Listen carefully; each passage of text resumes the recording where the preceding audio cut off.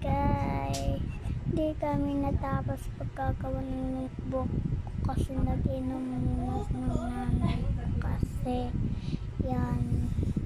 ako lang mag-isa dito para mas masaya. Rolo yan, gusto niyo makita yung ano ko gamit, ito guys, yan or yan tubigan ko, yan, meron pa akong ano isa suklay lang,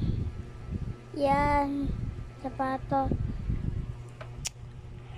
yan,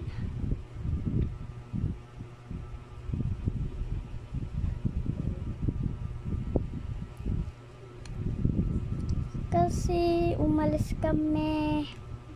yan, napagod ako para hilain na lang ako ng nanay, ay tatay ko pala,